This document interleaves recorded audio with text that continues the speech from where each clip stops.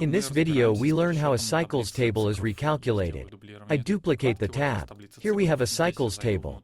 Here I go inside the cycle, and I change the value of a field inside the cycle.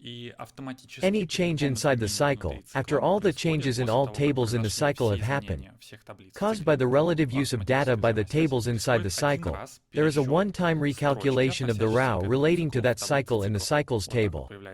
The refresh appears and we see the updated data. Automatic restarting of transactions. If several users perform actions in the same table and they have crossed the table's actuality code, this table actuality is now set to weak. That is why we see notifications of updates here.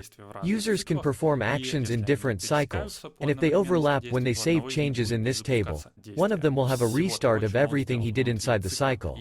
This is not a problem if you have two users.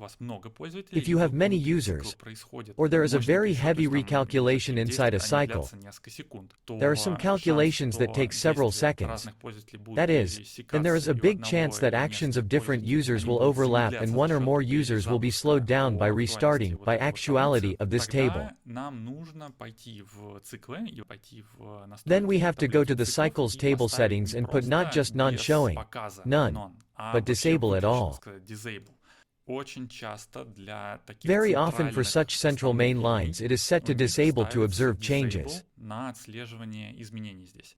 In this case, it's better not to keep editable fields in the cycles table. That is, do everything inside cycle, or if you keep these fields, then in a very limited amount, where exactly people will not overlap. As a reminder, recalculating a row in the cycles table, like this, when we say recalculate, does not cause any change inside the cycle. If we want to recalculate a cycle, we have to select Recalculate Cycle. Only the creator has access to recalculate a cycle. The user doesn't have the possibility to recalculate data inside a cycle. He has to enter the cycle and then it will be automatically recalculated. In a properly configured solution, a user does not need this button. You need it for development, when you add some fields, update the data, and so on. There are also things like this with the calculation order. For example, here the field takes data from inside the loop. This is where tomato comes from. Let's add a dependent field here. Let's call it calc field. It will be a string. Let's write the code. Let's use str syntax.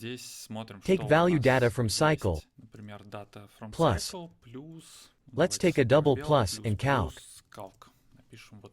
Let's save. Let's recalculate the lines. And we get here tomato calc. Now we're going to put action code inside the loop to change this field action code to change. And then we're going to have a link to data text pop up that will show the text that's in that calc field.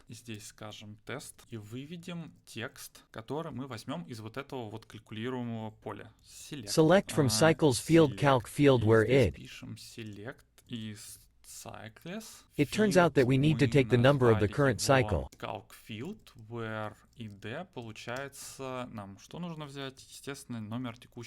Okay. So when you change the value here, for example, tomato plus, the message tomato plus calc should be displayed. But we get the tomato calc value because the following happens: there is a change in this field. The action code starts to be executed, the select is taken. And here is still the old value. By the way, notice that I went to the table and we don't see the change notification because we disabled or change tracking. To get fresh data, it needs to be updated. Here we have tomato plus here. So, the moment we run the action code, this table still has the old data. Because first all of the changes to all of the internal table action codes go through, and only then as a last action will the row in the cycles table be recalculated. When we take the select in the action code here we get the old data, because it is not yet the turn to recalculate this row. In this case we need to do this action code not here, but in the cycles table. Or move this field inside cycle and bind to it. So let's add the code here. We already have codes on change here. Let's add it with the third action. A3 equal, take it by select. From here we can even take not by select but by hash sign, but it doesn't matter here. Okay, now try it. We change here to plus plus. Okay. And we see an error, because I'm referring to now cycle id there. And in that place, that variable doesn't exist. We should not address to now cycle id, but to id, because now cycle id exists only inside a cycle. Okay, let's try again tomato plus plus. And now we see the data we need. The order of calculation in the totem is one of the most important parts of the totem, and it should be treated very carefully. With cycles, this mistake happens quite often. Understand when the row in the cycles table is being recalculated. This is where you should definitely experiment, and when you start to get it right, move on to the next video.